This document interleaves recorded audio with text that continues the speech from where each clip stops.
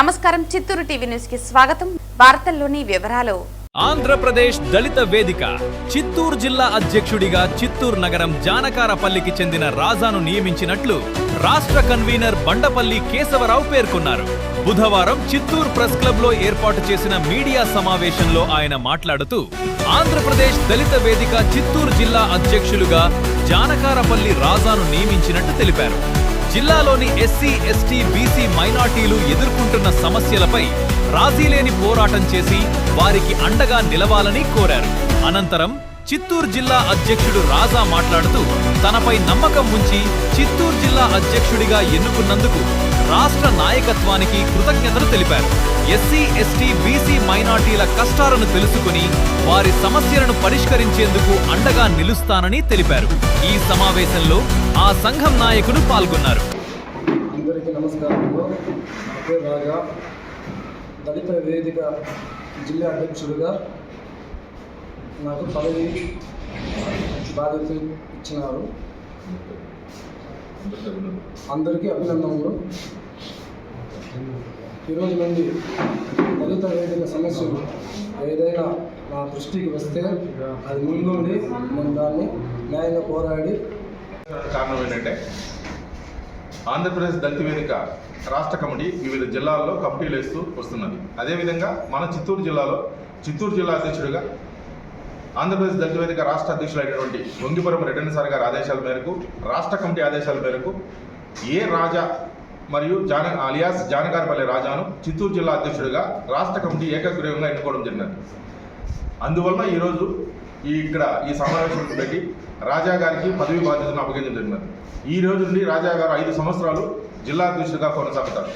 అదేవిధంగా ఈ దళిత వేదిక ఆధ్వర్యంలో ఎస్సీ, ఎస్టీ, బీసీ మైనారిటీల రాజ్యాధికారం వైపు తీసుకెళ్లడము, అదేవిధంగా జిల్లాలోని దళితుల సమస్యలు ఏదైనా ఉన్నా తన దృష్టికి వచ్చిన సమస్యలను తాను పరిష్కరించే విధంగాను, అదేవిధంగా ప్రభుత్వం ద్వారా వస్తున్న పథకాలు దళితులకు చేరుస్తున్నాయా లేదా, ఆ పథకాలలో ఏదైనా లోపాలు ఉంటే ఆ విషయాలు ఏదైనా జిల్లా అధ్యక్షుడైనటువంటి రాజా గారి దృష్టికి వస్తే రాజా గారు వాటిని పరిష్కరించవలసిందిగా కోరుతున్నాము. ఈ రాజా గారిని జిల్లా అధ్యక్షుడిగా ఎన్నుకున్న రోజు నుండి ఇక్కడ ఉన్నటువంటి జిల్లా కలెక్టర్ గారికి మరియు జిల్లా ఎస్పీ గారికి, వివిధ సిఐ గారికి, డిఎస్పీ గారులకు కలిసి తనని మర్యాదపూర్వకంగా పరిచయం చేయడం జరిగినది. ఇంక మీదట రాజా జిల్లా హోదాలో కమిటీలను నియమించుకుంటూ ఇక్కడ మహిళా విభాగం ఉండాలి, విద్యార్థి విభాగం ఉండాలి, బీసీ విభాగం ఉండాలి, అదేవిధంగా మైనారిటీ విభాగం ఉండాలి. అంటే దళిత వేదిక అనేది ఒక ఓన్లీ దళిత అనేది కాకుండా బహుజన్యవాదంతో మేము ముందుకు వెళ్తున్నాము.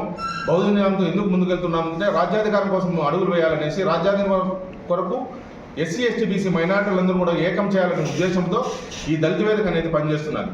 అదేవిధంగా ఈ రోజు నుండి రాజా కూడా ప్రతి ఒక్క ఎస్సీ, ఎస్టీ, బీసీ మైనారిటీలకు ఎటువంటి సమస్య ఉండాలి అని రాజా దృష్టికి వచ్చినా, లేదా సమస్య ఉండే చోటికి రాజా వెళ్ళినా దాన్ని మీరు ముందరుండి ఆ సమస్యను ఎటువంటి సమస్య అయినా సరే, అది రాజకీయ ప్రోద్బలంతో ఉన్నదా, లేదంటే ఏమైనా ప్రభుత్వం ప్రోద్బలంతో ఉన్నదా, లేదా ఇక్కడ ఏదైనా దౌర్జన్యాలు చేస్తూ ఎస్సీల మీద దాడులు కానివ్వండి, వాళ్ళ భూ సమస్యలు కానివ్వండి, దళిత మహిళలపైన దాడులు కానివ్వండి, వాళ్ళపైన ఏదైనా అత్యాచారాలు కానివ్వండి, లేదంటే కాలేజీల్లో విద్యార్థులు ఫీజుల విషయాల్లో వేధిస్తూ ఉన్నా, అదేవిధంగా ఎస్సీ, ఎస్టీ, బీసీలో ఉన్నటువంటి హాస్టల్లో, గురుకుల పాఠశాలలో ఎటువంటి సమస్యలు ఉన్నా మీరు ముందు వెళ్ళి ఆ సమస్యలను పరిష్కరించి అక్కడ ఏదైనా ఉన్న లోటుపాట్లను మీరు సరిదిద్ది ప్రతి ఒక్కరికి కూడా న్యాయం చేయవలసినదిగా ఇక్కడ ఈరోజు మేమందరం కూడా సమావేశం వేసి రాజాకు అన్ని బాధ్యతలు ఈ జిల్లా తరఫున మేము అప్పగించడం జరుగుతుంది.